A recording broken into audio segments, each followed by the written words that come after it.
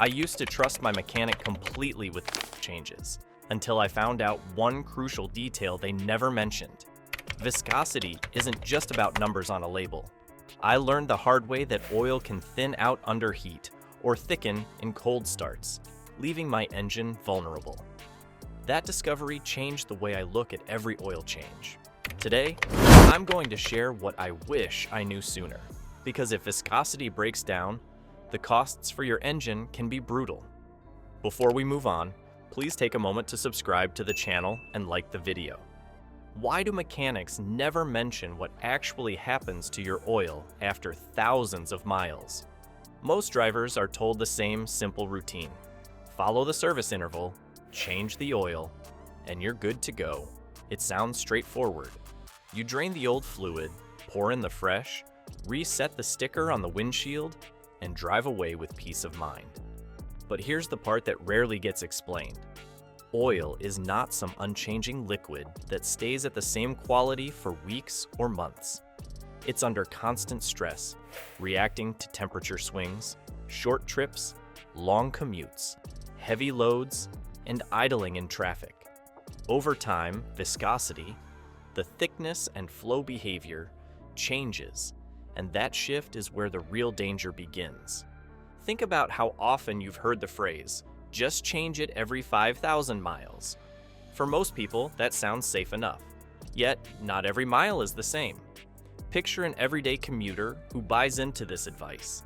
He drove about 20 minutes to work, sat in congestion twice a day, ran errands on weekends, and trusted that as long as he didn't cross the 5,000-mile mark, his engine would be protected.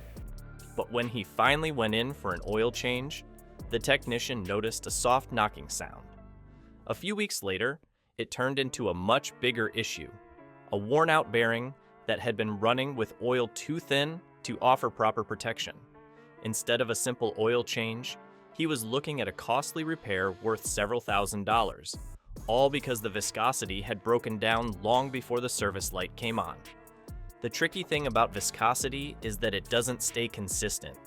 Here's what really happens.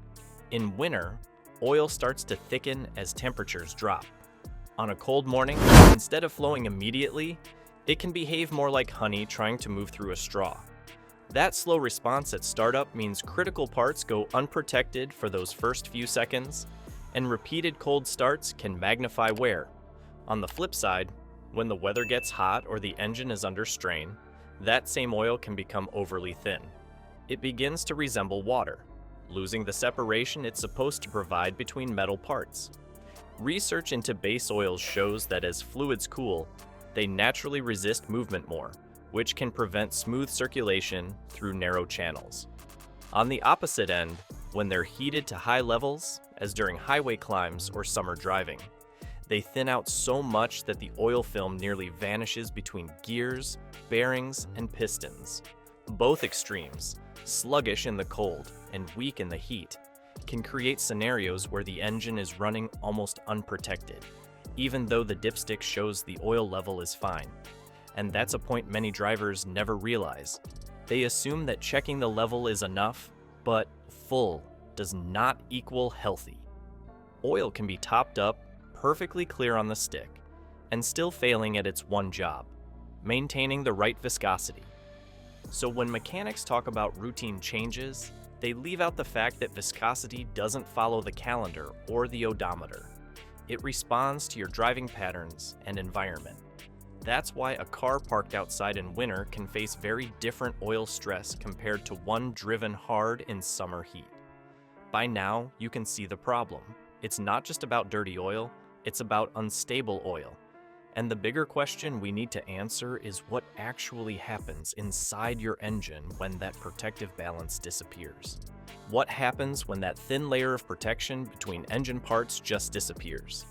Engines are built with extreme precision, and every rotation depends on a tiny film of oil standing between metal surfaces that move thousands of times every minute. That film doesn't need to be thick.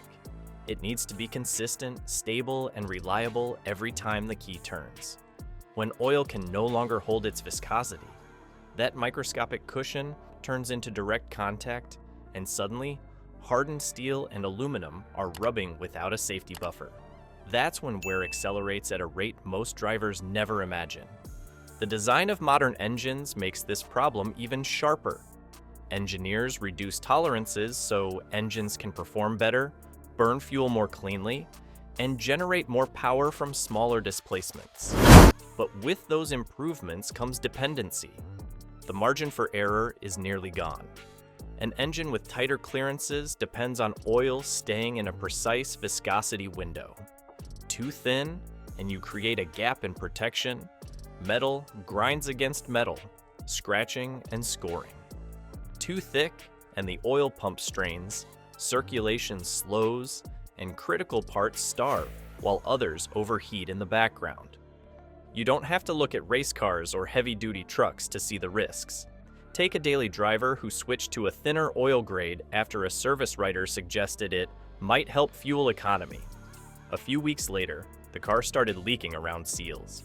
The thinner oil was slipping past worn edges and reducing pressure at idle. On the opposite end, imagine someone in a cold climate using oil too thick for winter. On those freezing mornings, the oil refused to flow fast enough. The engine worked harder to overcome resistance, and heat built up in spots where oil just couldn't reach in time. What started as sluggish cranking in the driveway set the stage for expensive repairs months later. This is exactly why the viscosity index, often called VI, exists. It's the measure of how much an oil's thickness changes as temperature varies.